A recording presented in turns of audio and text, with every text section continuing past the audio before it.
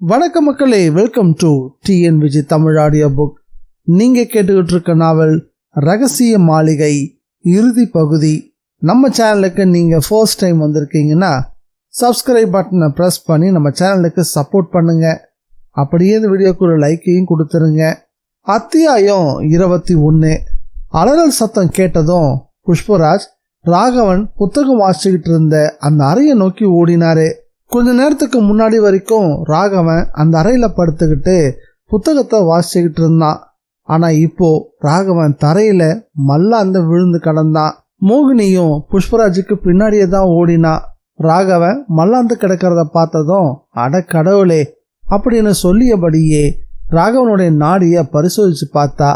அப்போதான் ராகவனுடைய சட்டை மார்பு பகுதியில கிழிஞ்சிருந்தது தென்பட்டுச்சு. சட்டையை விலக்கி பார்த்தா மார்பில் இருந்து ரத்தம் வடிஞ்சுக்கிட்டு இருந்தது. 5 கூர்மையான நகங்கள் மார்பு பகுதியில் ஆழ்ந்து இறங்கி இருக்கக்கூடிய அடையாளம் தெரிஞ்சது. ராகவனுடைய வாய்ப்பற்கள் கிட்டிச்சு போயிருந்தது.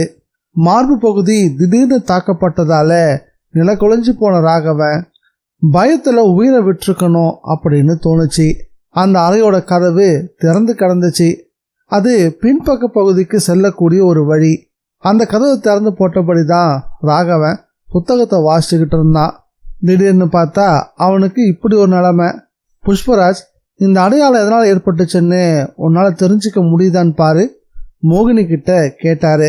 அவன் அந்த காயத்தை தரையில உட்கார்ந்தபடி பரிசோதிக்க ஆரம்பிச்சா. அப்போதும் கூட மார்பு பகுதியிலிருந்து ரத்தம் வடிஞ்சபடி தான் இருந்துச்சு. கூர்ந்து கவனிச்ச மோகினி, இதை பார்த்தா ஏதோ ஒரு புலி அடிச்ச மாதிரி தான் எனக்கு தோணுது. அகலமான இடைவெளிகளோட நகங்களுடைய அடையாளம் தெரியுது. இப்படிப்பட்ட புலியை நம்ம எங்க போய் தேடுறது? இந்த பக்கத்துல காட்டு மிருகங்களுடைய நடமாட்டம் அதிகம்னு கேள்விப்பட்டிருக்கேன், மோகினி சொன்னா. அது என்னவோ உண்மைதான். புஷ்பராஜும் இதை ஒத்துக்கிட்டாரு. இந்த செய்தியை நம்ம உடனே வேறு யாருக்காவது தெரியப்படுத்தணும்.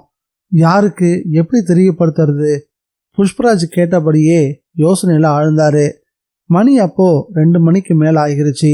ராகவனை முழுசா சோதிச்சு பார்த்த மோகினி புஷ்பராஜை பார்த்து, எல்லாம் முடிஞ்சு போச்சு அப்படின்னு சொன்னா. மரணத்துக்கான காரணம் என்னன்னு கண்டுபிடிக்க முடியுதா உன்னால? அது எப்படி நான் இப்பவே சொல்ல முடியும்? பரிசோதனைகள்லாம் முடிஞ்ச பிறகுதான் சொல்ல முடியும். சரி, அடுத்த கட்டமா என்ன செய்யறது? ராகவனோட சொந்தக்காரங்க இங்க யாராவது இருக்காங்களா என்ன? அப்படி யாரும் இருக்கிற மாதிரி எனக்கு தெரியல. அந்த பால்காரர் தான் ராகவனை கொண்டு வந்து இங்க விட்டாரு. அந்த பால்காரர் எங்க தங்கியிருக்காருன்னு கூட எனக்கு தெரியாது. ராகவன் இங்க வந்ததுல இருந்தே நான் ரொம்ப பிஸியா இருந்துட்டேன். அதனால எதையுமே நான் விசாரிக்கவும் இல்லை. புஷ்பராஜ் கொஞ்சம் வருத்தத்தோட சொன்னாரு. அப்படின்னா விடிகிற வரைக்கும் நம்ம காத்திருக்க வேண்டியதுதான், வேற வழியே இல்லை. அதை தான் செய்யணும். வேணும்னா இந்த தகவலை தாம்சன் கிட்ட வேணா சொல்லலாமா? ஒருவேளை அவர்கிட்ட சொன்னா நமக்கு ஏதாவது உதவி கிடைக்க கூட வாய்ப்பு இருக்கு. தாம்சன் வீட்டில் வேலை செய்யற ரங்கையா போய் யாரையாவது கூட்டிட்டு வரலாம் இல்லையா? புஷ்பராஜ் சொல்லவும், அதையாவது செய்யுங்க. அப்போ ஒன்று பண்ணலாம், ராகம் உடம்பு இங்கே கிடக்கட்டும், நாம் அந்த பங்களா வரைக்கும் போயிட்டு வந்துடலாம், புஷ்பராஜ் சொன்னாரு. நானும் வரணுமா? மோகினி கேட்டா. வந்துதான் ஆகணும். மேற்கொண்டும் நீ இங்க தனியா இருக்கிறது நல்லதில்லைன்னு எனக்கு தோணுது. ஒருவேளை இது நம்மளை தாக்கிறதுக்கான ஒரு வெள்ளோட்டமா கூட இருக்கலாம் இல்லையா? புஷ்பராஜ் சொல்லவும், எனக்கு புரியல அப்படின்னு சொன்னா மோகினி. அதெல்லாம் நான் பிறகு விளக்கமா சொல்றேன், முதல்ல கிளம்பு. மோகினியும் அவசர அவசரமா கருப்பு ஓவர் கோட்டையும் தொப்பியும் எடுத்து மாட்டிக்கிட்டா. ராகவன் உடல் கிடக்கக்கூடிய அறைய தாழ்பால் போட்டாரு. பிறகு வெளிக்கதவையும் பூட்டிட்டு 2 பேரும் தாம்சனுடைய பங்களாவை நோக்கி புறப்பட்டாங்க. அந்த சமயத்துல பங்களா அமைதியா இருந்துச்சு. அங்க விளக்குகள் எதுவுமே எரியல. புஷ்பராஜ் அந்த பங்களாவினுடைய கதவை தட்டினாரு. ரங்கையா கதவை வந்து திறந்தாரு. கையில விளக்கு ஒன்று இருந்துச்சு. தாம்சன் தூங்கிட்டாரா? அநேகமா இந்நேரம் தூங்கியிருப்பாருன்னு நினைக்கிறேன். நீங்க உட்காருங்க, நான் போய் அவரை கூட்டிட்டு வரேன். வரவேற்பு ஹாலில் உட்கார வச்சுட்டு ரங்கையா நேராக உள்ள போனாரு. கொஞ்ச நேரத்துக்குள்ள தாம்சன் இரவு உடையில வெளியே வந்தாரு. புஷ்பராஜை பார்த்ததும், என்னங்க இந்த நேரத்துல அப்படின்னு கேட்டாரு. விளக்கமா சொல்ல எனக்கு நேரம் இல்லை. ராகவனுக்கு ஒரு ஆபத்து நின்று போச்சு. ராகவனா? அது யாரு? தாம்சன் கேட்டான். என்கிட்ட வேலை செஞ்சுக்கிட்டு இருந்த ஒரு நபர் திடீர்னு இறந்து போயிட்டாரு. எப்படி இறந்தாரு? விபத்து தான். அவருக்கு யாராவது சொந்தக்காரங்க இருக்காங்களான்னு எனக்கு தெரியல. இருந்தாலும் அவங்களுக்கு எப்படி தகவல் சொல்றதுன்னு எனக்கு புரியல. எங்களுக்கு இந்த ஊர்ல வேறு யாரையும் தெரியாதே. புஷ்பராஜ் சொல்லவும் சூழ்நிலையை புரிஞ்சுக்கிட்ட தாம்சன், ரங்கையா, உங்களுக்கு யாராவது ராகவனோட சொந்தக்காரங்களை தெரியுமா? இல்லைங்க, யாரும் எனக்கு பழக்கம் இல்லை. ஆனால் அவங்க அந்த கிழக்கு புறத்தில் இருக்கக்கூடிய சரிவில் இருக்கிறவங்க. அவனுக்கு அப்பா இருக்காருன்னு நினைக்கிறேன் அப்படின்னு சொன்னார் ரங்கையா. அப்படியே அந்த பால்காரர்கிட்டையும் தகவல் சொல்லணும். அதோட மட்டும் இல்லாமல் அவரை கையோட கூட்டிகிட்டு வந்துடுங்க. நாங்கள் தங்கியிருக்கிற அந்த அவுட் ஹவுஸ்க்கே அவனை கூட்டிகிட்டு வந்துடுறீங்களா? புஷ்பராஜ் கேட்கவும் தாம்சன் ரங்கையாவை பார்த்து, அப்படின்னா நீங்கள் உடனே கிளம்புங்க ரங்கையா அப்படின்னு சொல்லவும் ரங்கையாவும் வேகமாக புறப்பட்டாரு. புஷ்பராஜும் மோகினியும் அங்கேருந்து கிளம்பவும், உங்கள் கூட நானும் வரேன், கொஞ்சம் பொறுங்க. தாம்சன் வீட்டுக்குள்ளே போயிட்டு ஒரு ரெட்டைக்குழல் துப்பாக்கி ஒன்று கையில் எடுத்துக்கிட்டு வந்தான். 3 பேருமா அந்த அவுட் ஹவுஸை நோக்கி புறப்பட்டாங்க. அவுட் ஹவுஸுக்கு வந்து சேர்ந்ததும் புஷ்பராஜ் கதவை திறந்தாரு. உள்ள நுழையிறதுக்கு முன்னாடியே தாம்சன், ராகவனுடைய உடம்பு எங்கே இருக்கு அப்படின்னு கேட்டாரு. அதோ அந்த அறையில தான். 3 பேரும் அந்த அறைக்கு வந்தாங்க. விளக்கு அப்பவும் அங்கே எரிஞ்சிக்கிட்டு இருந்தது. அந்த வெளிச்சத்தில் ராகவனுடைய உடம்பு தெளிவாக தெரிஞ்சது. கிட்டத்தட்ட அவனுடைய உடம்பு நீல நிறத்துக்கு மாறி இருந்தது. பார்க்கறதுக்கே படு பயங்கரமா இருந்துச்சு. மோகினி அந்த உடம்புல இருந்து எதையாவது கண்டுபிடிக்க முடியுதான்னு மறுபடியும் ஒரு முறை முயற்சி செய்ய ஆரம்பிச்சா. இதுக்கிடையில தாம்சன், ஆமா, இவரை நீங்க எப்போ கவனிச்சிங்க? புஷ்பராஜ் கிட்ட கேட்டான். நாங்க எங்களோட அறையில இருந்தோம். அப்போ ஒரு அலறல் சத்தம் கேட்டுச்சு. உடனே இங்க ஓடி வந்தோம். நாங்க பார்க்கும் போதே இப்படிதான் இவன் விழுந்து கிடந்தான். ஆனா இப்பதான் உடம்பு இந்த நிறத்துக்கு மாறி இருக்கு. தாம்சன் தன் நெற்றியை தேய்ச்சபடி, இந்த சம்பவம் மறுபடியும் தொடருதே, தனக்கு தானே பேசிக்கிற மாதிரி மெல்லமா சொன்னான். இதை கவனிச்ச புஷ்பராஜ், நீங்க என்ன சொல்றீங்கன்னு எனக்கு கேட்கல. இல்ல, என்னுடைய அப்பாவும் சித்தப்பாவும் இப்படிதான் இறந்து போனாங்க. கொஞ்ச நேரத்துக்குள்ள பால்காரரும் ராகவனுடைய அப்பாவும் அங்க வந்து சேர்ந்தாங்க. ராகவனுடைய அப்பா எதுவுமே பேசாம ஒரு மூலையில ஒதுங்கி நின்று மகனுடைய உடம்பையே உற்று பார்த்துக்கிட்டு இருந்தாரு. சுமார் 1 மணி நேரம் அங்கிருந்த தாம்சன் பிறகு அங்கிருந்து விடைபெற்று புறப்பட்டாரு. பால்காரரும் மற்ற எல்லாத்தையும் விடிஞ்ச பிறகு பார்த்துக்கலாமே அப்படின்னு புஷ்பராஜ் கிட்ட சொன்னாரு. விடிஞ்ச பிறகு 10 கிலோமீட்டர் தூரத்தில் இருக்கக்கூடிய போலீஸ் ஸ்டேஷனுக்கு தகவல் தெரிவிக்கப்பட்டுச்சு. 3 கிலோமீட்டருக்கு முன்னாடியே ஜீப்ல வந்தவங்க அந்த ஜீப்பை நிறுத்திட்டு நடந்தபடி அந்த அவுட் ஹவுஸ்க்கு வந்து சேர்ந்தாங்க. புஷ்பராஜ் இன்ஸ்பெக்டர் கிட்ட தனிமையில என்னமோ பேசினாரு. முதல் கட்ட விசாரணையை முடிச்சுக்கிட்டு அரசாங்க ஆஸ்பத்திரிக்கு போஸ்ட்மார்ட்டத்துக்காக உடல் எடுத்து செல்லப்பட்டுச்சு. ராகவனுடைய மரணம் அந்த பகுதியில மேலும் பீதியை அதிகமாக கிளப்ப ஆரம்பிச்சது. சால்வின் துரை மறுபடியும் ஊர் மக்களோட பேச்சுக்கு நடுவே வந்து போக ஆரம்பிச்சாரு. அவருடைய ஆவிதான் ராகவனை அரைஞ்சிருக்கு அப்படின்னு மக்கள் எல்லாம் தீர்ப்பு சொல்ல ஆரம்பிச்சிட்டாங்க. இருட்டின பிறகு வீட்டை விட்டு வெளியேற ஆட்கள் மேலும் பயப்பட ஆரம்பிச்சாங்க. 2 நாட்கள் கடந்து போச்சு. இரவு 11 மணிக்கு மேல ஆகியிருந்தது.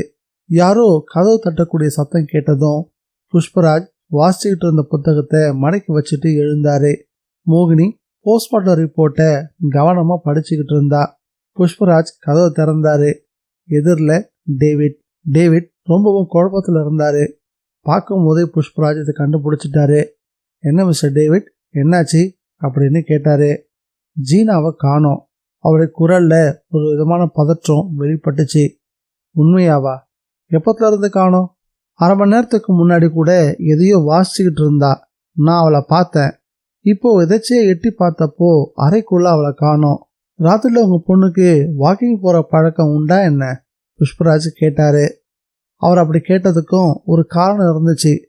அன்னைக்கு ஒரு நாள் புஷ்பராஜ் ஜீனாவை நள்ளிரவு நேரத்தில் பார்த்துருக்காரு. அவள் அன்னைக்கு தாம்சனோட வீட்டுக்கு போனா. அப்படி பார்த்தா இப்போ அவளை காணோன்னு சொல்றதுல அர்த்தம் இல்லைல்ல. ஆனால் புஷ்பராஜ் கேட்ட கேள்விக்கு அவர் பதில் சொல்லலை. சரி, விசாரிக்கலாம், கவலைப்படாதீங்க. எங்கே போய் விசாரிக்கிறது? அந்த பங்களா வரைக்கும் போகலாமா? தாம்சன் கிட்ட விஷயத்த சொல்லலாம். உங்கள் மகளை கண்டுபிடிக்க அவர் நிச்சயம் உதவி பண்ணுவார்னு நினைக்கிறேன். அதுவும் நல்லது தான். நாங்கள்லாம் இங்கேயே இருக்கிறவங்க. எங்களுக்கு தோணாதது உங்களுக்கு தோணுது பாருங்க. சரி வாங்க, விசாரிச்சு பார்க்கலாம். டேவிட்டும் புஷ்பராஜும் கிளம்பினாங்க. கிளம்புறதுக்கு முன்னாடி மோகினியை பார்த்து, இங்கே தனியாக இருந்துப்பியா அப்படின்னு கேட்கவும், பரவாயில்ல, நான் இருந்துக்கிறேன், என்கிட்டையும் ரிவால்வர் இருக்கு, பயப்படாமல் போயிட்டு வாங்க அப்படின்னு சொன்னா மோகினி. அப்படின்னா கதவு மூடி தாழ்பால் போட்டுக்க, நான் வந்து கூப்பிட்டா மட்டும்தான் நீ கதவை திறக்கணும், புரியுதா அப்படின்னு ஒரு எச்சரிக்கையை கொடுத்தாரு புஷ்பராஜ். புஷ்பராஜும் டேவிட்டும் தாம்சனுடைய பங்களாவை நோக்கி நடக்க ஆரம்பிச்சாங்க. அந்த இரவுல அந்த பிராந்தியம் முழுவதும் பனிப்படலம் சூழ்ந்திருந்தது. டார்ச் லைட்டோட வெளிச்சம் அதிக தூரம் பாய்ந்து செல்ல முடியாம திணறிச்சு. 2 பேரும் எச்சரிக்கையோடு நடந்து போனாங்க. அந்த மாளிகையையும் நெருங்கினாங்க. புஷ்பராஜ் தாம்சன் கிட்ட விஷயத்த சொல்லவும் அந்த செய்தியை தாம்சனால தாங்கிக்கவே முடியல. நம்ம உடனே போய் கொலைக்கடலை தேடலாம் வாங்க அப்படின்னு தாம்சன் துப்பாக்கியை தூக்கிக்கிட்டு கிளம்பிட்டான். 3 பேரும் பங்களாவிலிருந்து வெளியேறினாங்க. பாறைகளை தாண்டி நடக்க ஆரம்பிச்சாங்க. தாம்சன் கையில இருந்த விளக்கு வெளிச்சம் பாதையை தெளிவா காட்டுச்சு. தாம்சன் காட்டின வேகம் புஷ்பராஜுக்கு ஆச்சரியத்தை ஏற்படுத்துச்சு. அத்தியாயம் 22. மிஸ்டர் தாம்சன், கொலைக்கடலை போய் தேடலான்னு சொன்னீங்களே, அதுக்கு என்ன காரணம்? நடந்து போகும்போது வழியிலேயே புஷ்பராஜ் கேட்டாரு. அதுக்கு காரணம் இருக்கு, தாம்சன் சொன்னான். அன்னைக்கு அந்தி நேரத்துல அந்த பாறைகளுக்கு நடுவுல தான் ஜீனா எதையோ பார்த்து அலறினா. உங்களுக்கு ஞாபகம் இருக்கா? எனக்கு அன்னைக்கே தோணுச்சு, அந்த இடத்துல யாரோ ஒரு மனுஷன் மறைஞ்சு வாழ்ந்துகிட்டு இருக்கான். அப்படி ஒரு சந்தேகத்தை ரங்கையாவும் என்கிட்ட கிளப்பி விட்டுட்டாரு. ஜெயில இருந்து தப்பிச்சு வந்த ஒரு குற்றவாளி இந்த பகுதியில மறைஞ்சிருக்கிறதா ஒரு தகவல் இருக்கு. அதுவும் அந்த குற்றவாளி தூக்கு தண்டனை விதிக்கப்பட்டவன். அப்படிப்பட்ட ஒரு குற்றவாளி எந்த விதமான தவறையும் செய்ய தயங்க மாட்டான். ஒருவேளை அந்த நபர் ஜீனாவை கடத்திட்டு போயிருக்கலாம் இல்லையா? ஒருவேளை அவன் ஜீனாவை கடத்திட்டு போறனாலும் அவனை கண்டுபிடிச்சே ஆகணும். ஏன்னா ராகவனுடைய கொலைக்கும் இந்த நபர் தான் காரணமா இருப்பானோன்னு எனக்கு தோணுது. அது மட்டும் இல்ல, இது வரைக்கும் நடந்திருக்கிற எல்லா கொலைகளுக்கும் கூட அவன் தான் காரணமா இருந்திருப்பான்னு தோணுது. நீங்க எனக்கு துணையா இருந்தீங்கன்னா நம்ம சேர்ந்து அவனை கண்டுபிடிக்கலாம், தாம்சன் வேகமா பேசினான். அவங்க பாறைகளை தாண்டி நடந்து போனாங்க. அதே நேரம் புஷ்பராஜுக்கு அந்த மனிதனை பிடிக்க முடியும்னு நம்பிக்கை கொஞ்சம் கூட இல்லவே இல்லை. புஷ்பராஜ் அந்த நபரை சந்திச்சப்போ அந்த நபர் தாங்கிட்ட சொன்ன வார்த்தைகள் அவருக்கு ஞாபகத்துக்கு வந்துச்சு. அவர் தங்கியிருக்கக்கூடிய பகுதியிலிருந்து 2 கிலோமீட்டர் தூரத்துக்குள்ள யாரு வந்தாலும் நான் கண்டுபிடிச்சிருவேன்னு சொன்னதும் நினைவுக்கு வந்து சேர்ந்துச்சு. அப்படின்னா அதுக்கு தேவையான ஏற்பாட்டை அந்த நபர் ஏற்கனவே செஞ்சு வச்சிருந்துருக்கணும். அதனால இந்த பயணம் கொஞ்சம் கூட பலனளிக்காதுன்னு புஷ்பராஜுக்கு உறுதியா தோணுச்சு. அவங்க கொலைக்கரைக்கு வந்து சேர்ந்திருந்தாங்க. தாம்சன் கையில இருந்த விளக்கு பாறைக்கு மேல வலுவான வெளிச்சத்தை பாய்ச்சுது. அங்கிருந்த சாதாரண பொருட்கள் கூட துல்லியமா தெரிஞ்சுது. திடீர்னு புஷ்பராஜ் அதோ அப்படின்னு சொல்லியபடியே தண்ணீர் பரப்பு பக்கம் கையை சுட்டி காட்டினாரு. தண்ணீர்ல ஒரு செருப்பு மிதந்தபடி தெரிஞ்சது. அதுவும் கரையை ஒட்டி காற்றுல அலைஞ்சபடி வர ஆரம்பிச்சுது. புஷ்பராஜ் கொலைக்கரைக்கு பக்கத்துல போய் குத்துக்காலிட்டு உட்காந்து அந்த செருப்பை வெளியே எடுத்தாரு. அது பெண்கள் அணியக்கூடிய ஒரு செருப்பு. ஒன்று மட்டும்தான் இருந்துச்சு. அந்த செருப்பு சிகப்பு நிறத்துல இருந்தது. அதை பார்த்ததும் தாம்சன் திடுக்கிட்டான். இந்த செருப்பு இது அப்படின்னு வார்த்தைகளை முடிக்க தாம்சன் தடுமாற ஆரம்பிச்சான். என்ன சொல்ல வரீங்க மிஸ்டர் தாம்சன்? புஷ்பராஜ் கேட்டாரு. இது ஜீனாவோட செருப்பு தான், அவளுக்கு என்னாச்சோ அப்படின்னு பதறவும் ஆரம்பிச்சான். புஷ்பராஜ் அதுக்கு பதிலே சொல்லல. குற்றவாளின்னு மற்றவங்க குறிப்பிடக்கூடிய மறைஞ்சு வாழக்கூடிய அந்த மனிதனுடைய முகம் புஷ்பராஜோடைய மனசுக்குள்ள வந்து போச்சு. அந்த மனுஷன்தான் ஜீனாவை கடத்திட்டு போயிருக்கணும். அந்த நபர் இப்படிப்பட்ட செயலை செய்யக்கூடியவர்னு புஷ்பராஜை எதிர்பார்க்கல. உண்மையிலேயே அந்த மனிதன் கொலை குற்றம் சாட்டப்பட்டு தண்டனை அடைஞ்ச ஒரு மனிதனாக இருந்தா அந்த மனுஷனை பொறுத்த வரைக்கும் இது பெரிய விஷயமே இல்லை. தன்னுடைய விருப்பத்தை நிறைவேற்றிக்கிறதுக்காக அந்த நபர் ஜீனாவை கடத்திட்டு போயிருக்கலாம். ஒருவேளை அந்த மனிதனுடைய ஆசைக்கு ஜீனா இணங்க மறுத்திருக்கலாம். அவளை கொலை செஞ்சதோட குளத்திலையும் தூக்கி போட்டிருக்கலாம். அப்படின்னா இதை பற்றி வீணா பேசுறதோ யோசிக்கிறதோ பலனே இல்லாத விஷயம். அவன் இந்நேரத்துக்கு இறந்து கூட போயிருக்கலாம். அந்த நபர் இங்கே எங்கேயாவது தான் ஒளிஞ்சுக்கிட்டு இருக்கணும். இப்போ கூட நாமெல்லாம் என்ன பண்ணிக்கிட்டு இருக்கோன்னு நம்மளை கவனிச்சுக்கிட்டும் இருக்கலாம். எப்படி இருந்தாலும் தன்னுடைய இருப்பிடத்துக்கு அவன் வந்தே தீரணும். அதனால அவன் வர வரைக்கும் நம்ம இங்கேயே எங்கேயாவது மறைஞ்சிருக்கணும். திரும்பி போக விருப்பம் இருக்கவங்கலாம் போங்க, நான் காத்திருந்து அவனை பிடிக்காம விட மாட்டேன். தாம்சன் ரொம்பவும் பிடிவாதத்தோடு பேசினான். அந்த மர்ம மனிதனை பற்றி இவ்வளோ தூரம் பேசுகிறீங்களே, அவனால் உங்களுக்கு ஏதாவது ஆபத்து ஏற்பட்டா? புஷ்பராஜ் கேட்டாரு. அதை பற்றிலாம் நான் கவலைப்படலை. இங்கே எங்கேயாவது நான் போய் ஒளிஞ்சிக்க போகிறேன். எப்படியும் அந்த மனுஷன் இங்கே வந்து தான் ஆகணும். அப்போ அவனை நான் நேருக்கு நேராக சந்திச்சுக்கிறேன். தாம்சன் உறுதியான குரலில் சொன்னான். தாம்சன் அந்த பிடிவாதத்திலேருந்து தளர்ந்து வர மாதிரியே தெரியல. அதனால புஷ்பராஜ் அங்கிருந்து புறப்பட தீர்மானம் பண்ணினாரு. அதுக்கு வேற ஒரு காரணமும் இருந்துச்சு. மோகினி அவுட் ஹவுஸில் தனியாக இருக்கா. அவ எவ்வளோதான் தைரியசாலியாக இருந்தாலும் அந்த வீட்டில் தனியாக விடுறது ஆபத்து. நாமெல்லாம் அடுத்த அறையில் கண் விழிச்சிருக்கும் போது தான் ராகவன் இறந்து போனான். இந்த விஷயம் புஷ்பராஜோட மனசுக்கு வந்து போச்சு. அதனால மோகினிக்கு ஏதாவது ஆபத்தை நேரிடலான்ற பயத்தோட முடிஞ்ச வரைக்கும் எவ்வளோ சீக்கிரமாக அந்த இடத்துக்கு போகிறோமோ அவ்வளவு நல்லதுன்னு யோசிச்சபடி அங்கேருந்து புஷ்பராஜ் புறப்பட்டாரு. நல்ல வேலையா அவர் கையிலையும் டார்ச் லைட் இருந்துச்சு. இல்லைன்னா அந்த பாதையில் நடந்து வர்றது ரொம்ப சிரமமாக இருந்திருக்கும். புஷ்பராஜ் வேகமாக அவுட் ஹவுஸை நோக்கி வந்து சேர்ந்தாரு. மோகினி அப்படின்னு கூப்பிட்டாரு. புஷ்பராஜோட குரல் கேட்ட பிறகுதான் மோகினி வந்து கதவை திறந்தா. நான் போன பிறகு குறிப்பிட்டு சொல்லும்படியான விஷயங்கள் ஏதாவது நடந்துச்சா அப்படின்னு கேட்டாரு. இல்லையே, எந்த சம்பவமும் நடக்கலையே, மோகினி பதில் சொன்னான். புஷ்பராஜ் வாட்ஸ்அப் பார்த்தாரு. மணி 2 மணிக்கு மேலே ஆகியிருந்தது. சட்டுன்னு அவருக்கு ஒரு யோசனை வந்துச்சு. மோகினி, நம்ம இங்கே உட்காந்து நேரம் போக்குறதுல அர்த்தமே இல்லை. சரி, என்ன பண்ணலான்னு சொல்கிறீங்க? நாம் ஒரு இடம் வரைக்கும் போயிட்டு வரணும், கிளம்பி வா. இந்த நேரத்துலையா? ஆமாம், இப்போவே தான். எந்த இடம்? விவரமெல்லாம் நான் பிறகு சொல்கிறேன், புஷ்பராஜ் சொன்னார். அவுட் ஹவுஸ்குள்ளே போய் விளக்க அணைக்காமல் விட்டுட்டு 2 பேரும் வேகமாக வெளியே வந்தாங்க. விளக்க அணைக்க வேண்டாவா? இல்லை, எரியட்டும். வெளியிலிருந்து பார்க்குறவங்களுக்கு நம்ம உள்ளே இருக்கிற மாதிரியே தோணணும். நேரத்தை கடத்தாம உடனே கிளம்பு, புஷ்பராஜ் அவசரப்படுத்தினாரு. அவங்க 2 பேரும் அங்கேருந்து வெளியேறினாங்க. நடக்கவும் தொடங்கினாங்க. மோகினி ஒரு நீண்ட கருப்பு கோட் அணிஞ்சிருந்தா. தலையில தொப்பி அணிஞ்சிருந்தால சட்டுன்னு அடையாளம் கண்டுபிடிக்கிறது சிரமமா இருந்துச்சு. அங்க வந்து சேர்ந்ததும், இந்த இடத்துக்கா வந்திருக்கோம், இதுக்கு முன்னாடி இங்க வந்திருக்கீங்களா அப்படின்னு மோகினி கேட்டா. இல்ல, வந்ததில்ல, இதுதான் முதல் தடவை, புஷ்பராஜ் பதில் சொன்னாரு. சொல்லியபடியே கதவு திறந்து உள்ளேயும் நுழைஞ்சாரு. வரவேற்பறையை கலந்து வலதுபுறம் இருந்த அறைக்குள்ளேயும் நுழைஞ்சாரு. முற்றிலும் ஒரு புதிய இடத்துக்கு வந்தது மாதிரி இருந்துச்சு அவருக்கு. அந்த அறைக்குள்ள ஒரு அலமாரி இருந்துச்சு. இன்னொரு இரும்பு பீரோவும் இருந்துச்சு. அதுக்கு பக்கத்துல ஒரு மேஜையும் இருந்துச்சு. அந்த மேஜையை திறந்தாரு. அதுக்குள்ள ஒரு சின்ன பாக்கெட் தெரிஞ்சுது. அந்த பாக்கெட்டை திறந்தாரு. அதுல கடிதங்கள் தவிர வேற எதுவுமே இல்லை. எல்லாமே வெளிநாட்டிலிருந்து வந்த கடிதங்கள். பென் டார்ச் லைட்டை பயன்படுத்தி ஒவ்வொரு கடிதத்தையும் பரிசோதிக்க ஆரம்பிச்சாரு. பிராங்க்லின் அப்படின்றவரால அந்த கடிதங்கள்லாம் எழுதப்பட்டிருந்தது. மோகினி புஷ்பராஜை பார்த்து, இதுக்காக தான் இவ்வளோ தூரம் வந்தோமா? ஆமாம், இந்த மர்மத்தை தெரிஞ்சுக்கிறதுக்காக தான் இங்கே வந்திருக்கோம். மற்றொரு அறைக்குள்ள நுழைஞ்சாரு. இருள் நிறைந்த அந்த அறையிலிருந்து ஏதோ முனகல் சத்தம் கேட்கறது மாதிரி இருந்துச்சு. புஷ்பராஜ் டார்ச் லைட்டை எரிய விட்டாரு. அங்கிருந்து நாற்காலியில ஒரு காட்சி தென்பட்டுச்சு. பரவாயில்லையே, புஷ்பராஜ் சொன்னாரு.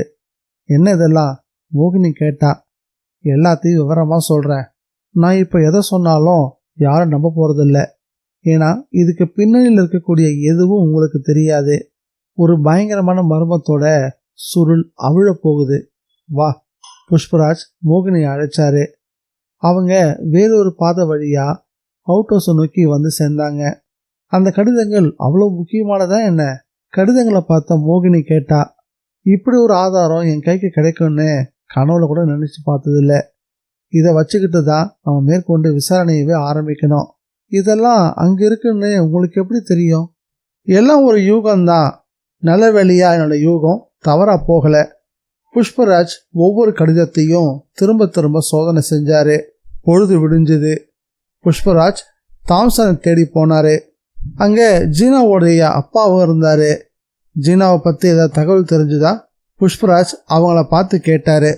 சந்தேகப்பட்ட இடங்களுக்கெல்லாம் ஆட்கள் அனுப்பியிருக்கோம். இது வரைக்கும் எந்த தகவலுமே கிடைக்கல. மேற்கொண்டு என்ன பண்றதுன்னு தெரியல. அப்போ ரங்கையா ஓடி வந்தாரு. எங்கெல்லாமோ தேடியும் ஒண்ணுமே தெரியல தம்பி. ஆனா குளத்துக்கு பக்கத்துல பாப்பா போட்டிருந்த இன்னொரு செருப்பும் கிடைச்சிருக்கு. ரங்கையா ரிபன் ஒன்னையும் ஜதையோட இன்னொரு செருப்பையும் எடுத்து கீழே வச்சாரு. சந்தேகமே இல்லாம இது நேத்து கிடைச்ச செருப்போட ஜோடி தான். இந்த ரிப்பனும் அவளுடையது தான் டேவிட்டும் சொன்னாரு. அப்படின்னா சந்தேகமே வேண்டாம். நான் சொன்ன அந்த குற்றவாளி தான் எல்லாத்துக்குமே காரணம். அவனை பிடிக்க என்னதான் வழி? தாம்சன் ரங்கையாவை பார்த்தான். குளத்துக்குள்ள தேட ஏற்பாடு செய்யலாமா? ரங்கையா கேட்டாரு. அதுவும் நல்ல யோசனை தான். ஆனா நம்ம செய்யறது வெளியில யாருக்கும் தெரியாம இருக்கிறது நல்லது. ஏன்னா இதனால நம்ம தேடக்கூடிய குற்றவாளி கூட உஷாராக வாய்ப்பு இருக்கு. அதனால நம்மள யாராவது ஒருத்தரே அதை செஞ்சா நல்லது. வேறு யாராவது ஏதாவது கேட்டாங்கன்னா ஜீனா கிடைச்சிட்டான்னு சொல்லி வைங்க. தாம்சன் சொன்னான். புஷ்பராஜுக்கும் இந்த யோசனை ரொம்பவே பிடிச்சிருந்தது. அப்படியே செய்யலான்னு ஒத்துக்கிட்டாரு. எல்லாரும் குளக்கரை நோக்கி நடக்க ஆரம்பிச்சாங்க. குளத்துக்குள்ள இறங்குறது யாரு? தாம்சன் கேட்டான். நானே இறங்குறேன். டேவிட் தாமா முன் வந்தாரு. அவர் பொண்ணு கண்டுபிடிக்கிறதுல அவரை விட வேறு யாருக்கு பெருசா அக்கறை இருந்துட போகுது? வேண்டாம், தண்ணி ரொம்ப சிலுன்னு இருக்கும். இந்த வயசுல நீங்க தண்ணியில இறங்க வேணாம். ரங்கையாவை இறங்கட்டோன்னே தாம்சன் சொன்னான். ரங்கையா உடனே உடைகளை களைஞ்சிட்டு உள்ளால மட்டும் தரிச்சுக்கிட்டு குளத்துக்குள்ள இறங்கினாரு. தண்ணிக்குள்ள மூழ்கி தேட ஆரம்பிச்சாரு. சற்று நேரத்துல தலையை உயர்த்தி மேற்புறம் வந்த ரங்கையா சொன்னாரு. என்னவோ தட்டுப்படுதுங்க. அதே நேரம் குகை வாசல்ல அந்த மர்ம மனிதன் நின்றுகிட்டு இருந்தான். அத்தியாயம் 23. சந்தேகம் விலகாதவரா ரங்கையா மறுபடியும் தண்ணிக்குள்ள மூழ்கினாரு. ஒரு தடவை தலையை உயர்த்தி ரங்கையா மேலெழும்பிய போது தாம்சன் கேட்டான். என்ன ரங்கையா, மேலே இழுக்க முடியலையா என்ன? என்னமோ இருக்கிற மாதிரி தெரியுதுங்க, ஆனா தொட முடியல. அப்படி என்னதான் கிடக்கு? புஷ்பராஜும் கேட்டாரு. எதுக்கும் இன்னொரு தடவை பார்த்துட்டு வந்துடுறேன். ரங்கையா தலைமுடியை ஒதுக்கிட்டு மறுபடியும் தண்ணிக்குள்ள மூழ்கினாரு. கொஞ்ச நேரத்துக்கு பிறகு ரங்கையா வெளியே வரவே இல்லை. அதன் பிறகு மேலெழும்பின ரங்கையா எதையோ இழுத்து வந்து கரையில போட்டாரு. இது எடுக்க அவ்வளவு கஷ்டப்பட்டீங்க? தாம்சன் கேட்டான். அது ஒரு பொம்மை, பெண் உருவ பொம்மை, அழகா தயாரிக்கப்பட்ட பொம்மையும் கூட. அதை பார்த்ததும் இதுல ஏதோ மர்மம் இருக்குன்னு புஷ்பராஜ் நினைச்சாரு. தாம்சன் அந்த உருவத்தை கண்ணு வைக்காமல் பார்த்துக்கிட்டே இருந்தான். அப்படின்னா ஜீனா எங்க போனா? எல்லாரோட கேள்வியும் அதுவா தான் இருந்துச்சு. பரஸ்பரம் ஒருத்தர ஒருத்தர் பார்த்துக்கிட்டாங்க. இது யாரோ வேணும்னே நடத்தி இருக்கக்கூடிய ஒரு நாடகம். இதோட பின்னணியில வேற ஏதோ ஒரு நோக்கம் இருக்கு. முதல்ல ஜீனாவோட செருப்புகள் ஒவ்வொன்றா குளத்துல இருந்து கிடைச்சது. பிறகு இந்த பொம்மை கிடைச்சிருக்கு. இதை யாரோ திட்டமிட்டு நடத்தக்கூடிய நாடகம்ன்றதுல சந்தேகமே இல்லை. ஜீனாவுக்கு ஏதோ ஆகியிருக்கு. தாம்சன் கவலையோட சொன்னான். ஜீனா எங்க இருக்கான்னு தெரியாம நாமளா இப்படி பேசுறதுல எந்த அர்த்தமும் இல்லை. டேவிட் குறுக்கிட்டு சொன்னாரு. உண்மைதான், முதல்ல நம்ம அவளை கண்டுபிடிக்கணும். நடக்கிற எல்லாத்தையும் பார்த்தா அவளுக்கு ஏதோ ஆபத்து ஏற்பட்டிருக்குன்னு தோணுது.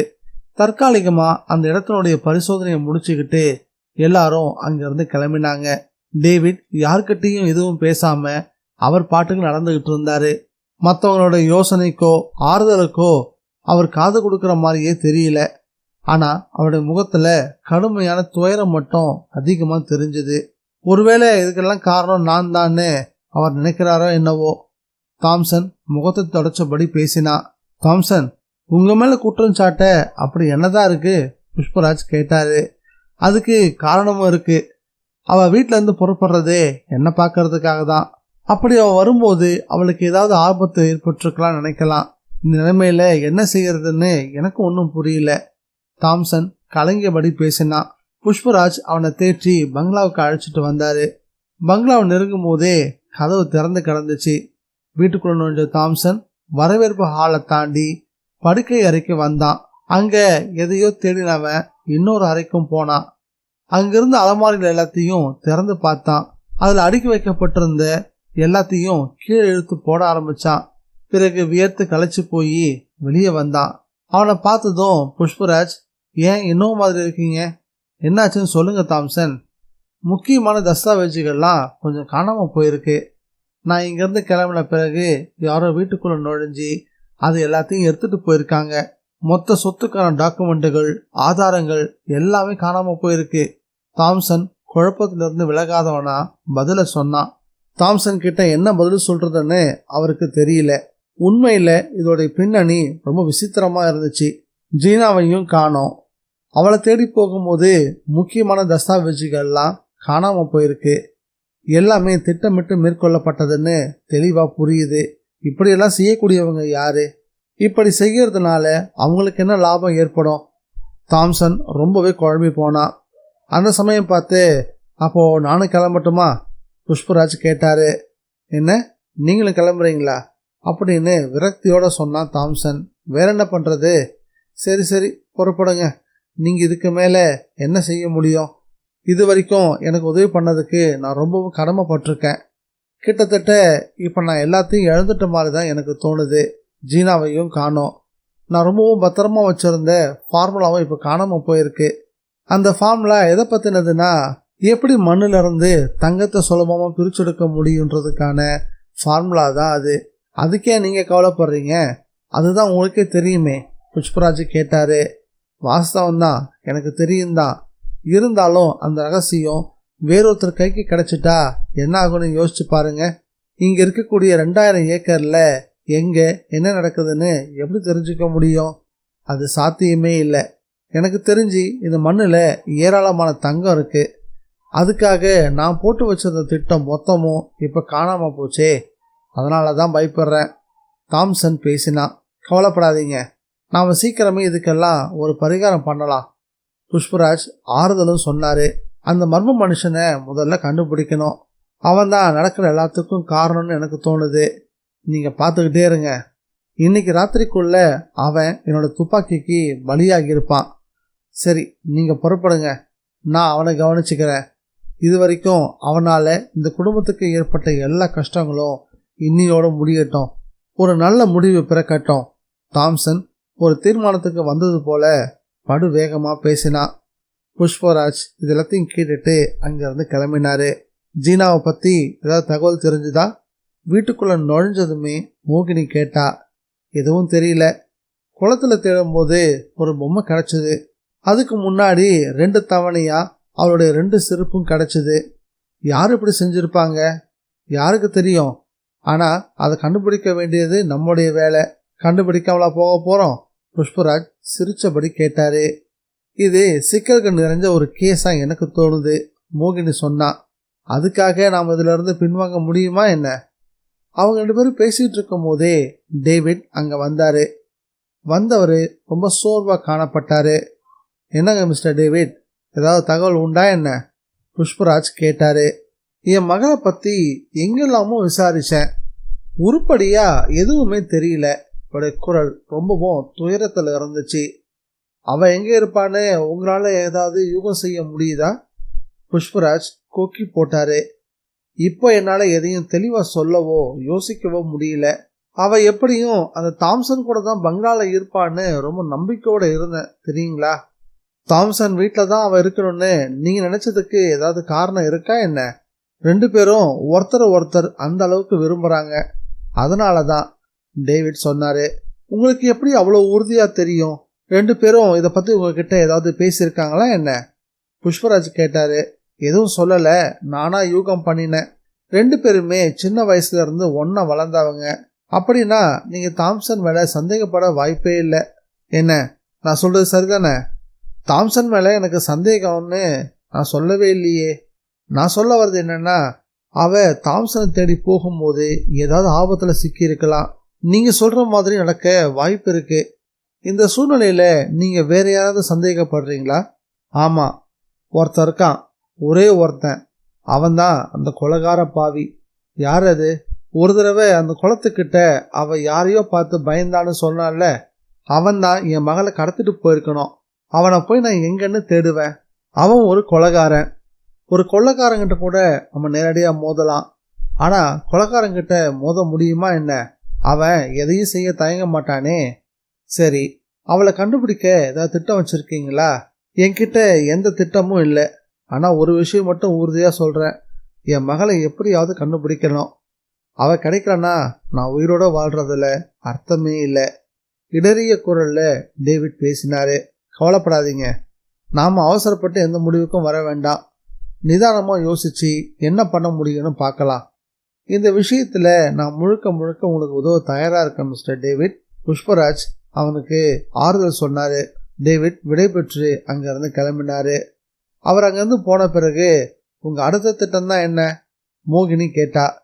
இன்னைக்கு ராத்திரி ஒரு சின்ன வேலை இருக்கு, அதுக்கு பிறகுதான் மற்றதை தீர்மானிக்கணும். புஷ்பராஜ் பதில் சொன்னாரு. அன்னைக்கு பகல் நேர சமையல மோகினி தான் கவனிச்சுக்கிட்டா. என்ன, உனக்கு ரொம்ப தொல்லை கொடுத்துட்டேனோ? புஷ்பராஜ் மோகினியை பார்த்து கேட்டாரு. இதை விட எவ்வளோ பெரிய கஷ்டம் எல்லாத்தையும் நான் பார்த்துட்டேன், ஆனா இதெல்லாம் எனக்கு ஒரு பொருட்டே இல்லை அப்படின்னு சொல்லியபடி மோகினி சிரிச்சா. புஷ்பராஜ் கொஞ்ச நேரம் ஓய்வெடுக்க விரும்பினாரு. கட்டிலில் படுத்து கண்களை மூடினாரு. இரவு மணி 10. சாப்பாட்டை முடிச்சுக்கிட்டு மோகினி புத்தகம் ஒன்று எடுத்து வாசிக்க ஆரம்பிச்சா. டிடெக்டிவ் மார்க்சினுடைய துப்பு துலக்கிய வழக்கு ஒன்றை பற்றிய புத்தகம் அது. மார்க்சின் சர்க்காடோ கடல் பகுதியில் ஆக்டோபஸ் உருவம் உள்ள கப்பல் ஒன்றுல பயணம் செஞ்சுக்கிட்டு இருந்தாரு. ஆக்டோபஸ் அப்படின்ற வார்த்தையை படித்ததும் அவளுக்கு ஒரு விஷயம் நினைவுக்கு வந்துச்சு. மார்க்கஸனுடைய அந்த கப்பலை வடிவமைச்சது கூட ஒரு நோக்கத்தோடு தான். சர்க்காடோ கடல் பகுதியில் ஆக்டோபஸ்கள் நிறைய இருக்கிறதா அவர் கேள்விப்பட்டிருந்தாரு. அதனால கடல் வழியை பதுங்கி இருக்கக்கூடிய விரோதிகள் சுலபத்தில் இந்த கப்பலை கண்டுபிடிக்க முடியாது. கதை சுவாரஸ்யமா போய்கிட்டு இருந்தது. திடீர்னு புஷ்பராஜ் எழுந்திருச்சு உடைய மாற்றிக்கிட்டு கிளம்பினாரு. கிளம்புறதுக்கு முன்னாடி நான் உடனே திரும்பி வந்துடுறேன் அப்படின்னு சொன்னாரு. மோகினி எங்கன்னு நான் தெரிஞ்சுக்கலாமா அப்படின்னு கேட்டா. இந்த தடவை அவனை நான் கையும் களவுமா பிடிக்க போறேன். நீங்க அந்த குளத்தங்கரைக்கு தான் போறீங்களா? மோகினி கேட்டா. ஆமா, புஷ்பராஜ் பதில் சொன்ன அதே நேரம் யாரோ ஒருத்தர் வாசக்கதவை பலமா தட்டக்கூடிய சப்தம் கேட்டுச்சு. அத்தியாயம் 24. புஷ்பராஜ் கதவை திறந்தாரு. எதிர ஜீனா நின்றுட்டு இருந்தா. அவ ஏகத்துக்கு பயந்து போனவ மாதிரி தென்பட்டா. அவளை பார்த்ததும், ஜீனாவா, வாமா. ஆமா, இவ்வளோ நேரம் எங்க போயிருந்த? புஷ்பராஜ் கேட்டாரு. எப்படியோ தப்பிச்சிட்டேன். அவ பெருமூச்சு விட்டபடி பேசினா. முதல்ல உட்காரு, அப்புறமா நிதானமா விஷயத்த சொல்லு, பதறாத. அவளை யாரோ துரத்திட்டு வந்திருக்காங்கன்னு அவ வந்த விதமே சொல்லுச்சு. அவ வேகமா வந்து சோஃபால உட்கார்ந்தா. முதல்ல தண்ணி குடி, பதட்டத்தை தணிச்சுக்கோ, அப்புறமா பேசலாம். அதெல்லாம் தேவையில்லை, நான் எதை சொல்றதுன்னே புரியல. எப்படியோ இங்கே வந்து சேர்ந்துட்டேன், ஜீனா பதட்டமா சொன்னா. அப்படி என்னதான் நடந்துச்சு? என்ன நடந்துச்சுன்னு எனக்கு ஒன்றும் புரியல. நான் படுத்து தூங்கிட்டு இருந்தேன். திடீர்னு ஏதோ ஒரு சத்தம் கேட்டு விழிச்சேன். கருப்பா ஒரு உருவம் என் முன்னாடி நின்றுட்டு இருந்தது. அவ்வளவுதான், நான் மயக்கமாயிட்டேன். கண் விழிச்சப்போ குளக்கரையில் கிடந்தேன். உன்னை யாரும் அங்கே கொண்டு போனது? எனக்கு அதெல்லாம் தெரியல. சரி, நீ இங்கேயே படுத்து ரெஸ்ட் எடுமா. மோகினி, கதவை உள்பக்கமாக தாழ்பா போட்டுக்கோ. யார் வந்து கூப்பிட்டாலும் சரி, இவளை அனுப்பாத. நான் உடனே திரும்பி வந்துடுறேன். புஷ்பராஜ் துப்பாக்கி எடுத்துக்கிட்டு புறப்பட்டாரு. நேராக அவர் போனது மாளிகையை நோக்கி தான். வரவேற்பு ஹாலில் தாம்சனும் டேவிட்டும் உட்காந்து பேசிட்டு இருந்தாங்க. புஷ்பராஜை பார்த்ததும், என்ன சார் திடீர்னு அப்படின்னு தாம்சன் கேட்டான். உங்களை பார்க்க தான் வந்தேன், ஜீனா கிடைச்சிட்டா. இந்த வார்த்தைகளை சொன்னதும், நிஜமாவா சொல்றீங்க? அவளுக்கு எதுவும் ஆகலையே? தாம்சன் இன்னும் திகைப்பிழந்து விடுபடாம வேகமா கேட்டான். பயப்படுறதுக்கெல்லாம் ஒன்றும் இல்லை, நல்லா தான் இருக்கா. புஷ்பராஜ் பதில் கொடுத்தாரு. அப்படின்னா அவன் தோல்வி அடைஞ்சிட்டான் இல்லையா? தாம்சன் சொன்னான். யாரு? அந்த கொலைகாரன்தான். புஷ்பராஜ் கேட்டதுக்கு வேகமாக பதில் சொன்னான் தாம்சன். மறுபடியும் தாம்சன், அவனால அவளை ஒன்றுமே பண்ண முடியல, அதுக்குள்ள நான் அவளை அவன் கிட்ட இருந்து விடுவிச்சிட்டேன். இந்த வார்த்தைகளை சொன்னதும், நீங்க தான் காப்பாத்தினீங்களா? இந்த முறை டேவிட் கேட்டாரு. ஆமா, நான் தான் அவளை காப்பாத்தினேன். உங்களோட இந்த உதவிக்கு நான் எப்படி நன்றி சொல்றதுன்னே தெரியல. நாங்க இவ்வளோ நேரமும் என்ன பண்றதுன்னு தெரியாம குழம்பி கிடந்தோம். இனிமே அவளை உயிரோட பார்க்க முடியாதுன்னு நினைச்சோம். நல்ல வேலையா கடவுள் முதல் நீங்க வந்து அவளை காப்பாத்திட்டீங்க. டேவிட் சொன்னதும், இதெல்லாம் யார் செஞ்சிருப்பாங்கன்னு நினைக்கிறீங்க? புஷ்பராஜ் கேட்டாரு.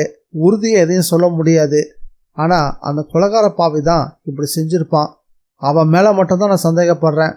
புஷ்பராஜ் விடாபடியா, யாருன்னு சொல்லுங்க அப்படின்னு கேட்டும் கூட, அந்த கொலைகார பாவி தான் அப்படின்னு மறுபடியும் சொன்னாரு தாம்சன். அந்த மனுஷன் உங்களுக்கு தெரியுமா? தெரியும். எப்படி பழக்கம்? அவன் தலைமறைவா இருக்கிறவன்னு கேள்விப்பட்டிருக்கேன். அது உண்மைதான். தலைமறைவா இருக்கிறவனை கண்டுபிடிக்க நாங்களே திட்டம் போட்டிருந்தோம். எப்படி இருந்தாலும் அவனை இன்னைக்கு ராத்திரிக்குள்ள பிடிச்சிருவோம், டேவிட் சொன்னாரு. சரி, உங்க திட்டப்படி நடக்கட்டும். நான் எப்பவும் உங்களுக்கு உதவ தயாரா இருக்கேன். புஷ்பராஜும் உறுதி கொடுத்தாரு. பிறகு அங்கிருந்து வெளியேறி அவுட் ஹவுஸை நோக்கி நடக்க தொடங்கினாரு. அந்த பகுதி முழுசும் இருள் பரவி இருந்தது. ஒற்றை அடி பாதையில் நடந்து போய்கிட்டு இருந்தாரு. அவுட் ஹவுஸ் அடையறதுக்கு இன்னும் 200 மீட்டர் தான் பாக்கி இருந்தது. அந்த சமயத்தில் பின்னாடி இருந்து ஒரு குரல், அப்படியே நில்லு. ஆஜான பாகுவான ஒரு மனுஷன் பின்னாடி நின்றுட்டு இருந்தான். அதுவும் கற்சில மாதிரி அசையாமல் இருந்தான். அவன் கையில் பெருசாக ஆயுதங்கள் இருக்கிற மாதிரி தெரியல. நீண்ட கருப்பு கோட்டும் தொப்பியும் போட்டிருந்தான். நீ யாரு? புஷ்பராஜ் கேட்டாரு. நான் யாருன்னு உனக்கே தெரியுமே. நம்ம எத்தனையோ தடவை சந்திச்சு பேசியிருக்கோம், அதுவும் பல வடிவத்தில். அந்த மாளிகையில் என்னை நீங்கள் பார்த்துருக்கீங்க. நீங்கள் என் பாதையில் குறுக்கிடக்கூடாதுன்னு நான் உங்களை எச்சரிக்கையும் பண்ணியிருக்கேன். ஆனால் நீ அதையெல்லாம் காதலை போட்டுக்காம எனக்கு தொல்லை கொடுத்துட்ருக்க. இது வரைக்குமே நான் உன்னை மன்னிச்சுட்டு தான் இருந்தேன். இப்போ தான் முழுசா நீ யாருன்றதை தெரிஞ்சுக்கிட்டேன். நீ ஒரு டிடெக்டிவ். ஆனால் ஒரு விஷயம் சொல்கிறேன், எந்த ஒரு மனுஷனும் என்னை ஒன்றுமே பண்ண முடியாது. எனக்கு அந்த அளவுக்கு சக்தி இருக்கு. வேணும்னா அதை நிரூபித்து காட்டட்டுமா? அதை பார்க்க நீ தயாராக இருக்கியா? அந்த உருவம் மிரட்டுற துணியில் படு வேகமாக பேசிச்சு. புஷ்பராஜ் தெளிவற்ற அந்த உருவத்தை பார்த்துக்கிட்டு இருந்தாரு. அந்த உருவத்துடைய முகத்தை புஷ்பராஜால தெளிவாக பார்க்கவே முடியல. நீ குடியிருக்கிற இடத்துக்கு இன்னைக்கு உன்னால் திரும்பி போகவே முடியாது. அந்த உருவம் மிரட்டவும், அப்படியா சொல்ற? புஷ்பராஜ் பதறாம கேட்டாரு. புஷ்பராஜ் கொஞ்சம் கூட பயப்படவே இல்லைன்னு தெரிஞ்சதும், ஒன்ன அப்படின்னு சொல்லியபடியே அந்த உருவம் அவரை நோக்கி முன்னேறவும் புஷ்பராஜ் தன் பாக்கெட்ல இருந்து ரிவால்வரை கையில் எடுத்தாரு. ஓ, ரிவால்வர் எடுக்கிறியா? அந்த உருவம் கேலி குரல்ல கேட்டுச்சு.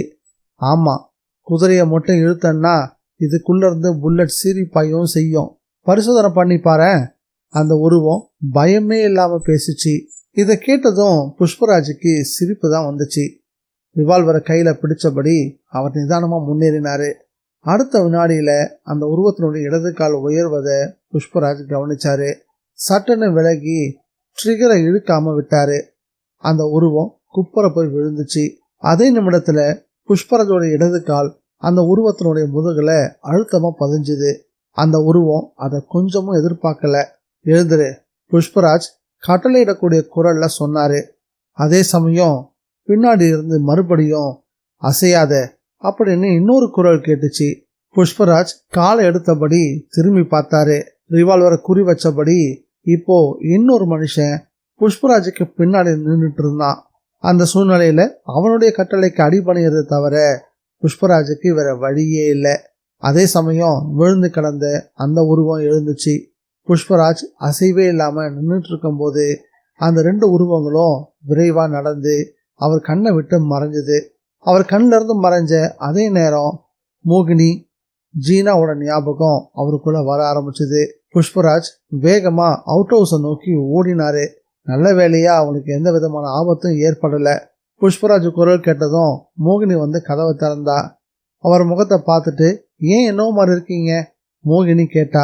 ஒண்ணுமில்ல, நாம ரொம்பவும் எச்சரிக்கையா இருக்கணும். இப்போ சூழ்நிலை ரொம்ப வித்தியாசமா மாறிக்கிட்டு இருக்கு. மறுநாள் மதியம் 2 மணி இருக்கும். புஷ்பராஜும் மோகினியும் வெறந்தால உட்காந்துட்டு இருந்தாங்க. முன்பின் தெரியாத மனுஷர் ஒருத்தர் அவுட் ஹவுஸை நோக்கி வேகமா நடந்து வந்தாரு. அவருக்கு வயசு 30 இருக்கலாம். நல்ல உடைகளை உடுத்தி இருந்தாரு. ஜீனா அன்னைக்கு காலையில தான் அவருடைய வீட்டுக்கே போனா. வந்த அந்த நபர், நீங்க தான் இங்க தங்கியிருக்கீங்களா அப்படின்னு கேட்டாரு. ஆமா அப்படின்னு பதில் சொன்னாரு புஷ்பராஜ். சொல்லியபடியே பக்கத்துல நாற்காலியை காட்டி, வந்து உட்காருங்க அப்படின்னு சொன்னாரு. அந்த நபர் வந்து உட்கார்ந்தாரு. வந்து உட்கார்ந்ததுமே, ஆமா, நீங்க எங்கிருந்து வரீங்க நான் தெரிஞ்சுக்கலாமா? புஷ்பராஜ் கேட்டாரு. நான் பக்கத்துல தான் குடியிருக்கேன். சரி, என்ன வேணும் உங்களுக்கு? ஒரு முக்கியமான விஷயத்துக்காக வந்திருக்கேன். ஜீனான்ற பொண்ணு இங்க இருக்காளா? அவளை பார்க்கணும்னு வந்திருக்கேன். ஜீனாவா? அவ காலையிலே போயாச்சே. எங்க போனா? அவளுடைய வீட்டுக்கு தான். ஓஹோ அப்படின்னு சொன்னவரு அமைதியானாரு. பிறகு தன்னுடைய பாக்கெட்ல இருந்து சிகரெட் ஒன்று எடுத்து லைட்டர் உதவியால பத்த வச்சுக்கிட்டாரு. சிகரெட்டை பத்த வச்ச பிறகு தனியா ஒரு தடவை லைட்டரை எரிய விட்டு பிறகு லைட்டரை பாக்கெட்ல போட்டுக்கவும் செஞ்சாரு. இந்த செயலை புஷ்பராஜ் கவனிச்சுக்கிட்டு தான் இருந்தாரு. அந்த நபரோட செயலால புஷ்பராஜ் நெத்தியில ஒரு சுருக்கம் உண்டாச்சு. இதே மாதிரியான ஒரு காட்சி இதுக்கு முன்னாடி எங்கேயோ பார்த்ததா அவருக்கு தோணவும் செஞ்சது. அது எந்த இடம்? யார் லைட்டர் இப்படி எரிய விட்டது? யார் தனக்கு முன்னாடி சிகரெட் பிடிச்சவரு? யோசிச்சபடியே இருந்தாரு. நான் யாருன்னு உங்களுக்கு தெரியுமா வந்தவர் கேட்டாரு. எனக்கு ஞாபகத்துக்கு வரல. புஷ்பராஜ் ஒத்துக்கிட்டாரு. இல்லை, உங்களுக்கு நிச்சயம் நான் யாருன்னு தெரியும். வந்தவருடைய குரல் ரொம்ப திடமா ஒழிச்சுது. புஷ்பராஜ் தீவிரமான யோசனையில ஆழ்ந்தாரு. அவர் மூளையில இருந்த ஒவ்வொரு அணுவும் துடிப்பா செயல்பட்டுச்சு. நீங்க நீங்க அப்படின்னு ஞாபகப்படுத்த முயற்சி பண்ணவருக்கு சட்டுன்னு ஞாபகம் வந்துச்சு. உங்க பேர் பிராங்க்லின் தானே? அந்த பேர் தானே உங்களை மற்றவங்க எல்லாருக்குமே தெரியும். ஆனா அது உங்களுடைய உண்மையான பெயர் இல்லை. புஷ்பராஜ் சிரிச்சபடி சொன்னாரு. அத்தியாயம் 25. அந்த நபர் புஷ்பராஜோட முகத்தை ஊன்றி கவனிச்சாரு. அப்படின்னா என்னோட உண்மையான பெயர் உங்களுக்கு தெரிஞ்சா சொல்லுங்களேன் பார்ப்போம். அதை நான் இப்போ சொல்ல போறதில்ல, சந்தர்ப்பம் வரும்போது சொல்றேன். இப்போ நான் என்ன செய்யணும்? எனக்கு ஓரளவு எல்லா உண்மையும் தெரியும். நான் உங்களை கண்டிப்பா காப்பாத்துவேன். அதை மட்டும் ஞாபகம் வச்சுக்கோங்க. புஷ்பராஜ் இந்த வார்த்தைகளை சொன்னதும் வந்தவர் நன்றியோட தலையாட்டினாரு. நான் அப்படின்னு பிராங்க்லின் தயக்கத்தோட பேச ஆரம்பிச்சாரு. நீங்க உங்களுடைய பழைய இருப்பிடமான குகைக்கே போங்க, புஷ்பராஜ் சொன்னாரு. மறுபடியுமா? தற்காலிகமாக தான், என்னை நம்புங்க மிஸ்டர் பிராங்க்லின், புஷ்பராஜ் சொன்னாரு. பிராங்க்லின் எதுவுமே பேசாம அங்கிருந்து வெளியேறினாரு. இரவு 10 மணி இருக்கும். புஷ்பராஜ் அவுட் ஹவுஸ்ல இருந்து வெளியேறினாரு. நேரா டேவிட்டோட வீட்டை நோக்கி வந்தாரு. தூரத்துல இருந்து பார்க்கும் போதே வெளிச்சம் நல்லா தெரிஞ்சது. டேவிட்டோட வீட்டுக்குள்ள யாரோ பேசிக்கிட்டு இருக்க சத்தம் கேட்கவும் வீட்டை ஒட்டி வளர்ந்திருந்த சைப்ரஸ் மரத்துக்கு பின்னாடி மறைஞ்சுக்கிட்டாரு. புஷ்பராஜ் அந்த இடத்துலயே அசையாம காத்துக்கிட்டு இருந்தாரு. அப்போ மணி சரியா 11 ஆகி இருந்தது. அந்த வீட்டினுடைய முன்கதவு திறக்கப்பட்டுச்சு. கதவோட இடைவெளியில நாடா போல வெளிச்சமும் கசிஞ்சுது. அந்த வெளிச்சத்தை மறைக்கிற மாதிரி ஒரு உருவம் முன்னாடி வந்து நின்றுச்சு. கதவை திறந்துகிட்டு அந்த மனுஷன் வெளியே வந்தான். புஷ்பராஜ் நின்றுட்டு இருந்த மரத்தை கடந்து நேரம் நடக்கவும் ஆரம்பிச்சான் அந்த மனுஷன். நிமிஷங்கள் கடந்துச்சு. மறுபடியும் அந்த கட்டடத்துல இருந்து இன்னொரு மனுஷனும் வெளியே வந்தான். முதல்ல வெளியே வந்த மனுஷன் எந்த பாதையில போனானோ அவனை தொடர்ந்துதான் அந்த உருவம் பாய்ந்தோடுச்சு. புஷ்பராஜ் அவங்க 2 பேருமே பின்தொடர ஆரம்பிச்சாரு. மேற்குப்புற மலையிலிருந்து பனிப்படலம் நகர்ந்து வர ஆரம்பிச்சிருந்தது. விரைஞ்சு வந்த பனிப்படலம் அவரை தாண்டி கிழக்கு திசையில நகர்ந்துச்சு. புஷ்பராஜ் தரையில படுத்தபடி காதை கூர்மையாக்கி கவனிச்சாரு. பூட் சத்தம் அவரை நோக்கி வர மாதிரி தெரிஞ்சது. ஆனா வேற எதுவுமே அவர் கண்களுக்கு தெரியவே இல்லை. முதல்ல வந்த சத்தம் பிறகு மெல்ல மறையவும் செஞ்சது. அதை தொடர்ந்து வேறு சில பூட்ஸினுடைய காலடி சத்தமும் கேட்டுச்சு. புஷ்பராஜ் துப்பாக்கியினுடைய விசைய அழுத்தினாரு. யாரோ ஒருத்தர் பெரிய அலறலோட பொத்துன்னு விழக்கூடிய சத்தமும் கேட்டுச்சு. அதை தொடர்ந்து யாரோ ஒருத்தர் ஓடக்கூடிய சத்தமும் தெளிவா கேட்டுச்சு. இப்ப புஷ்பராஜ் ஓடும் அந்த மனுஷனை பின்தொடர்ந்து ஓடவும் ஆரம்பிச்சாரு. பெரிய பாறை ஒன்று நெருங்கிறதுக்குள்ள பனிப்படலம் முற்றிலுமா நகர்ந்து போயிருந்தது. நில் அங்கேயே, புஷ்பராஜ் கட்டளையிடக்கூடிய குரல்ல சொன்னாரு. அந்த உருவம் சட்டுன்னு நின்றுச்சு. உன்னை கைது செய்ய போறேன், புஷ்பராஜ் சொன்னாரு. அந்த உருவம் திரும்ப நின்றுச்சு. அந்த உருவத்தினுடைய 2 கைகள்லையும் துப்பாக்கிகள் இருந்துச்சு. நீ யார் எனக்கு தெளிவா விளங்கிடுச்சு. இனிமே நீ என்கிட்ட இருந்து தப்பிக்கவே முடியாது. புஷ்பராஜை நோக்கி துப்பாக்கிகள் உயர்ந்தது. அதே சமயம் வேற எங்க இருந்து துப்பாக்கி குண்டு ஒன்று வெடிச்சது. 2 கைகள்லையும் துப்பாக்கி பிடிச்சிருந்த மனுஷன் பின்புறமா அப்படியே சரிஞ்சான். அவனுக்கு பின்னாடி இருந்து இன்னொரு மனிதன் வெளிப்பட்டான். புஷ்பராஜ் டார்ச் லைட்டை எரிய விட்டாரு. அது அன்னைக்கு மதியம் புஷ்பராஜை தேடி அவுட் ஹவுஸ்க்கு வந்த மனுஷன். மிஸ்டர் தாம்சன் வில்பிரட், புஷ்பராஜ் அழைச்சாரு. அவரு கிட்ட வந்தாரு. உங்களுக்கு என்ன எப்படி அடையாளம் தெரிஞ்சது? அதையெல்லாம் நான் விவரமா சொல்றேன். முதல்ல நம்ம டேவிட்டை பாதுகாப்பான இடத்துக்கு கொண்டு போகணும், புஷ்பராஜ் சொன்னாரு. தரையில விழுந்து கிடந்த மனுஷனை தோல்ல போட்டபடி புஷ்பராஜ் நடந்தாரு. முழங்கால குண்டு காயம்பட்டு டேவிட் பாதையில விழுந்து கிடந்தாரு. அவரையும் எழுப்பி மெதுவா அழைச்சுக்கிட்டு அவுட் ஹவுஸ் நோக்கி நடந்தாரு புஷ்பராஜ். அங்க ஜீனா புஷ்பராஜை எதிர்பார்த்து காத்துக்கிட்டு இருந்தா. புஷ்பராஜை தாக்க முயற்சி பண்ண மனுஷனை புஷ்பராஜ் தான் தங்கியிருந்த அவுட் ஹவுஸ்னுடைய கட்டிலேயே படுக்க வச்சாரு. அந்த மனுஷன் வேற யாரும் இல்லை, தாம்சன் தான். ஒன்றும் புரியல, என்ன இதெல்லாம்? மோகினி இதை பார்த்துட்டு கேட்டா. சொல்றேன், புஷ்பராஜ் நாற்காலில் வந்து உட்கார்ந்தாரு. மோகினி அவசர அவசரமா குண்டு காயப்பட்ட 2 பேருக்கும் முதலுதவி செய்ய ஆரம்பிச்சா. ஜீனா மோகினிக்கு உதவி செஞ்சா. இவர் தான் மிஸ்டர் டேவிட், அதாவது சால்வின் துறையை நடிச்ச உயிருள்ள மனுஷன். தாம்சன் வில்பிரட்டோடைய அப்பாவான வில்பிரட்டை இரும்பால தயாரிக்கப்பட்ட கூர்மையான நகங்கள் கொண்ட பொட்டாசியம் சைனைட் பூசிய கையுறையால தாக்கி கொன்றவர் இந்த டேவிட் தான். அதே போல வில்பர்ட்டோடைய தம்பியையும் கொன்னாரு, தாம்சனுடைய அம்மாவையும் கொன்னாரு. இப்படியெல்லாம் நடந்துக்க அவருக்குள்ள இருந்த பேராசை நிறைஞ்ச லட்சியம்தான் காரணம். பிராங்க்லின் வில்பர்ட்டனுடைய மைத்துனர், அதாவது மனைவியோட சகோதரர். அவர் ஆப்பிரிக்காவுக்கு போனாரு. 2 பேருக்கும் இடையே கடித தொடர்பு மட்டும்தான் இருந்துச்சு. அந்த கடிதங்கள் எல்லாத்தையும் நான் டேவிட் வீட்டில இருந்து எடுத்துட்டு வந்துட்டேன். அதே நேரம் இந்த உண்மையான தாம்சன், அதாவது இதோ நின்றுட்டு இருக்காரு இந்த மனிதர், புஷ்பராஜ் பேச்ச பாதியில் நிறுத்தினாரு. இவர் தானே மதியம் இங்க வந்தவரு? மோகினி கேட்டா. ஆமா, இவரே தான். பக்கத்துல இருக்கக்கூடிய ஒரு குகையில வாழ்ந்து வந்தாரு. இங்க நடந்த ஒவ்வொன்றத்தையும் அவர் கவனிச்சுக்கிட்டு தான் இருந்தாரு. இவரை கொல்றது தான் இதோ இந்த 2 பேரு, அதாவது டேவிட் தாம்சனுடைய நோக்கமா இருந்துச்சு. இவரை மட்டும் தீர்த்து கட்டிட்டா டேவிட்டும் பிராங்க்லின் மகனான மார்டின் பிராங்க்லினும் சேர்ந்து ஒட்டுமொத்த சொத்தையும் பங்கு போட்டுக்கிறது தான் திட்டம். ஜீனாவுக்கு உண்மையான தாம்சன் யாருன்னு தெரியாது.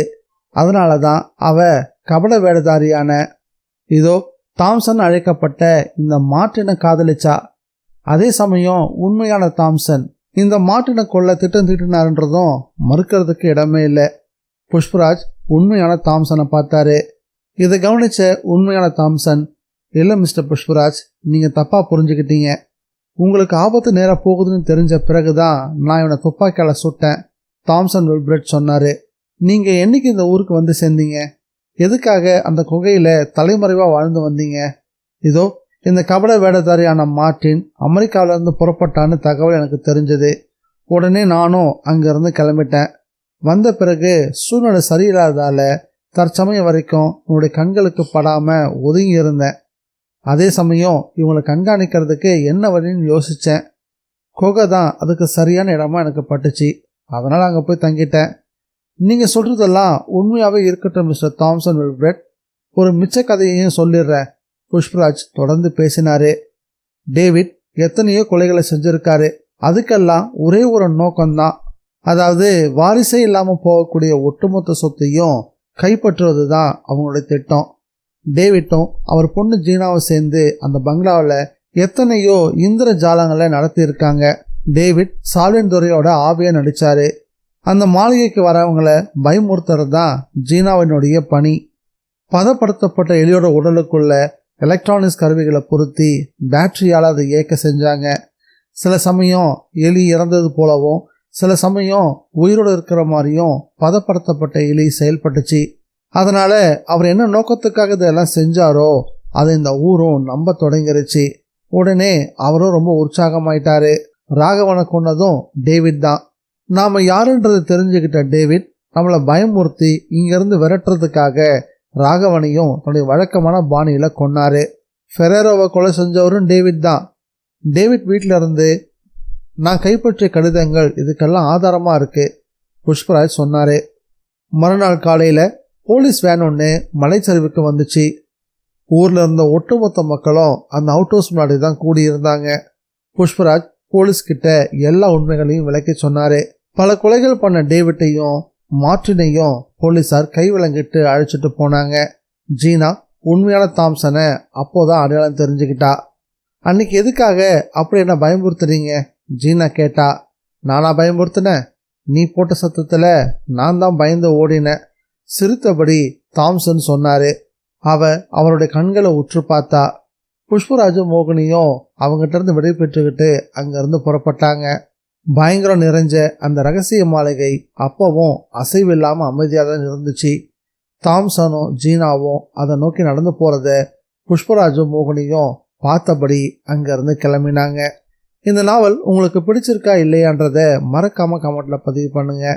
நம்ம சேனலுக்கு நீங்க ஃபர்ஸ்ட் டைம் வந்திருக்கீங்கன்னா சப்ஸ்கிரைப் பட்டனை ப்ரெஸ் பண்ணி நம்ம சேனலுக்கு சப்போர்ட் பண்ணுங்க. மீண்டும் மற்றொரு புதிய நாவலில் சந்திக்கலாம். Bye guys.